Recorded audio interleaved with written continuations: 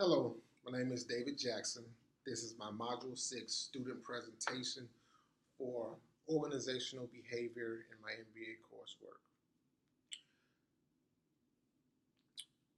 Over the course of your life, have you had a life-altering event? This event is not bottled up into a physical alteration, but a shift in the way you view yourself and the world around you. This type of change can be beneficial or it can derail you as a person. In life, we all experience turning points that shape our future. In this presentation, I will be speaking to an article that I found to be one of the most interesting during this term. We had some great articles, but this one really stood out for me. The content will cover my findings as well as cover some concepts and excerpts from the overall article. The article was very interesting, and I'm glad that I had a chance to be exposed to it because I myself has had a crucible experience. The Harvard Business Review entitled Crucibles of Leadership is an article that resonates with me on another level. The authors Warren G. Bennis and Robert Thomas did a great job in the article illustrating the circumstances that can cause a shift in the overall trajectory in a person's life.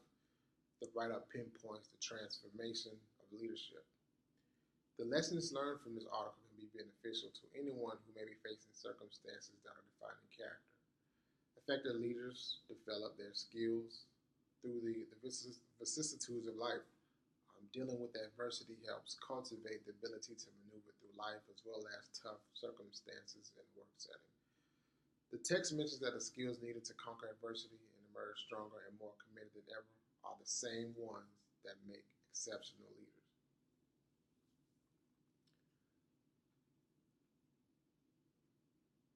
If we had to define crucible, it would be a situation or a severe trial in which different elements interact, leading to the creation of something new.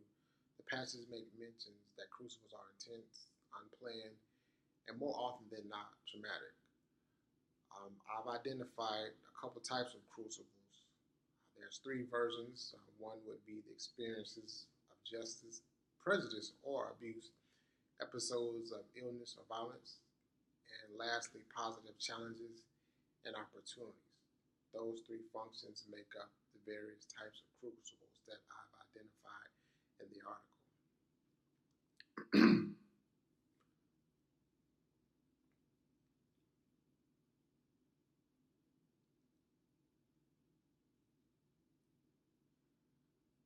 When I look at the article, I think about different elements of the article. One obviously would be dealing with adversity. Recent research has led us to conclude that one of the most reliable indicators and predictors of true leadership is an individual's ability to find meaning in negative events and learn from the event. Per the article, the skills required to conquer adversity and emerge stronger and more committed than ever are the same ones that make for extraordinary leaders. The article details experiences of leaders that pivoted into a different direction and have become effective leaders. The article required 40 individuals over a 3-year time frame to be surveyed. The leaders cover multiple industries in the public and private sector. According to the article, extraordinary leaders find meaning in and learning from the most negative events. In essence, they're like phoenixes rising from the ashes. They emerge from adversity stronger, more confident in themselves and their purpose, and more committed to work. A common thread amongst this overall population where they were able to point to intense, traumatic situations that were generally unplanned, but it transformed them, and it also helped shape their distinctive leadership skill set as well as their leadership abilities. One of the turning points in these experiences involved a trial and test period where a point of deep self-reflection forced them to question who they were and what mattered to them. It required them to examine their values, question their assumptions, and hone their judgment. The participants emerged from the crucible stronger and more sure of themselves and their purpose. It changed them in some fundamental way. I have a brother who's a United States Marine, And one of the last things that they go through is a process called the crucible, and it definitely changed who he is as a person. When I look at the article, it mentions 4 leadership skills that enable leaders to learn from adversity. One would be engaging others in shared meaning. When people feel strongly about something they typically want, they succeed in it. The second option would be a distinctive, compelling voice, having good choice of words along with the voice. Integrity, good leaders are not only concerned about results, but the process as well. And lastly, adaptive capacity. Having an adaptive capacity is just essentially the ability to grasp new concepts. 5 segments were touched upon in the article as well: learning from differences, reinvention in the extreme, prevailing over darkness, meeting great expectation, and the essentials of leadership. It's a great blueprint to have for effective leaders, and also speaking to how crucible experiences or trying experiences can shape you as a person. One of the most common types of crucibles documented in the study involved the experience of prejudice. Being a victim of prejudice is particularly traumatic because it forces an individual to confront a distorted picture of him or herself, and it often unleashes profound feelings of anger, bewilderment, and even withdrawal. Experiencing prejudice is an event that touches the soul. The feeling is not one to celebrate over, but one to dig deep to your core and to identify who you are as a person. Participants were able to gain a clearer vision of who they were and the role they play, as well as their place in the world, as a result of this changing experience in life. A crucible experience is something that is essential for all of us. We've all had those turning points in our lives, as I mentioned earlier.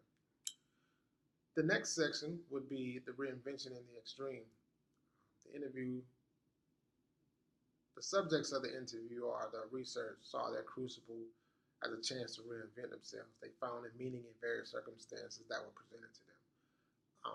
The authors did a good job by going into a biological term titled neoteny, which, according to the American Heritage Dictionary, means retention of juvenile characteristics in the adults of a species. The best way to describe the quality is delight in lifelong learning, which every leader we've interviewed displayed regardless of the age. An example of that would be, let's say you want to learn a new language. Taking on a new language would be an opportunity to consistently learn something. Going skydiving or even taking on cooking courses would be great examples as well. The next section covers prevailing over darkness. Some crucible experiences illuminate a hidden and suppressed area to the soul. Often among the harshest crucibles involving, for instance, the episodes of illness or even violence. That's a very, very strong place to be to cause change. One example that was listed in the article was the story of Sidney Rittenberg, a prisoner who was wrongly accused of being a CIA agent. He served a total of 16 years in confinement. His initial year was basically done in darkness without interrogation from his captives. The time passed by reciting inspirational verses. In addition, he used childhood riddles to get him through his trying situation. After both sentences, Sidney has become a business owner that consults development between the United States and China. Meeting great expectations. Not all experiences are traumatic. Sometimes they occur through tough love from a mentor or even a parent or peer. In an example, I have a mentor that constantly pushes me to improve my overall communication. I've been reluctant to get out of my comfort zone. It's my comfort zone. I want to stay in it. But I've taken a step to step out of that comfort zone, and I've recently joined Toastmasters, a program that allows people to get engaged in public speaking. It's forging me to become a better speaker and also just putting me in an area that's completely new to me and helping me to become better and manage my nerves when I'm in a group setting. The importance of mentors with high expectations, they tend to shape the overall characteristics and result in great leadership. Managerial implications. When dealing with challenging times, be mindful that the situation is temporary and serves a purpose. Leaders learn how to lead from experience. Very key point. Experience supersedes formal training as it cultivates the essentials for certain levels of success. You can't learn everything in a classroom, and it won't be learned in a book either. The ability to extract wisdom from challenging experiences will distinguish successful leaders from their burned out peers. It's what transforms leader uh, into an authentic leader. They lead to personal core convictions, which lay the foundation to be an effective leader, regardless of what organization you may go into, regardless of what situation you're dealing with. Leadership is needed, and experienced leaderships make the situation even better.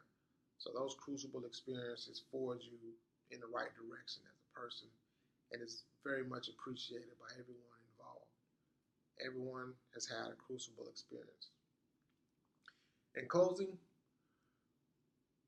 I would have to say that when you're open to learning from your mistakes or any problems or failures, I believe you become a stronger leader. You gain the trust of individuals. They are more eager to follow you. And also you can produce better work. Leadership crucibles that require us to examine our values, question our assumptions, and hone our judgment. We can emerge stronger